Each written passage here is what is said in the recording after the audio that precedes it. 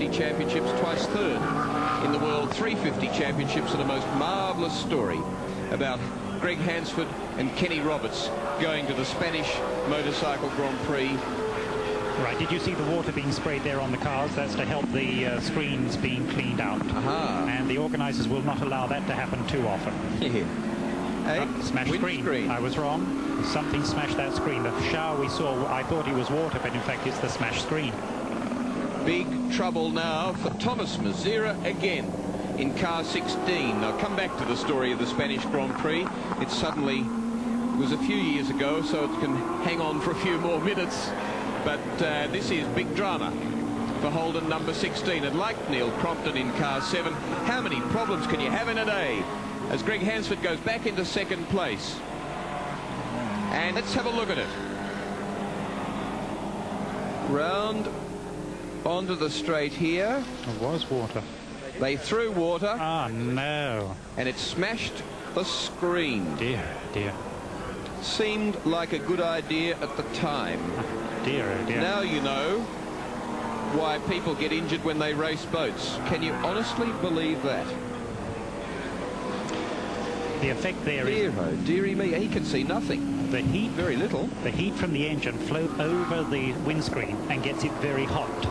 And it's a tempered, stressed piece of the glass, and the cold water has given you heat fractures. Ye gods. Second placed, Thomas Mazera in car number 16 now, down into the pits, and this will be a frantic time.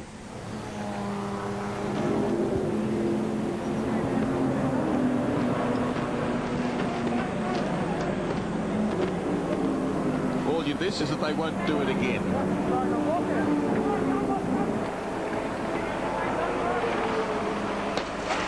Knock out the rear one. Full face helmet, and a very cold day coming up.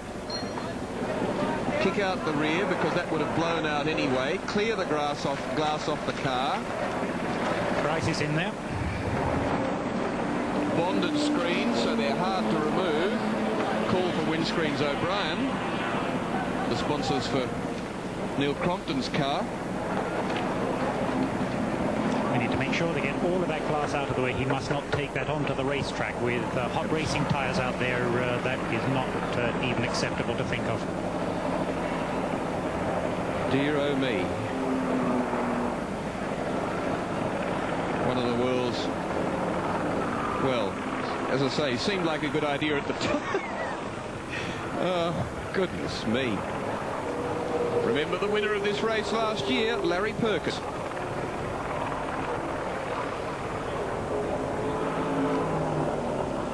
I'd love to know Thomas Mazera's comment when that happened.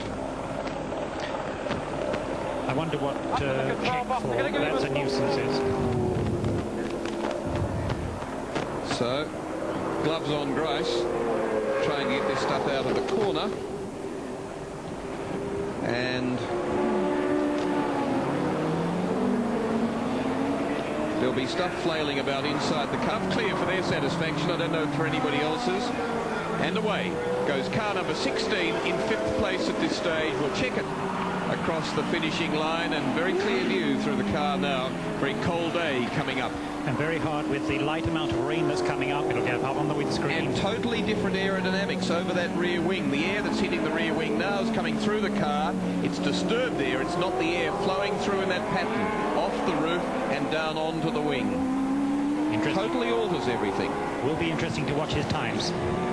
And down in the pits, John Smales. And I'm with Alan Grice, and there's been glass flying everywhere, much of it from Alan Grice's hands. Have you hurt yourself? No, not at all, but the object is to get the glass out, because if we drop glass on the track, will obviously be black flag. As it is, I think we've got a stop-go penalty. I'm not sure what's that for. Maybe it's for throwing water at the car in the first place. But you've got to remember that we're talking about driver safety. If the bloke can't see out of the bloody window, you've got to clean the windscreen. 1 minute and 37 seconds lost, Alan. Yeah, well, that happens in long-distance races, but I know exactly how Thomas was feeling. I've had that same thing, most of us have. When you get that oil smear on the screen, you know, I mean, you can trace it back. Maybe the 05 car should have been black bad for throwing the oil out in the first place. You know, where does it end? Alan Grice, a bit upset.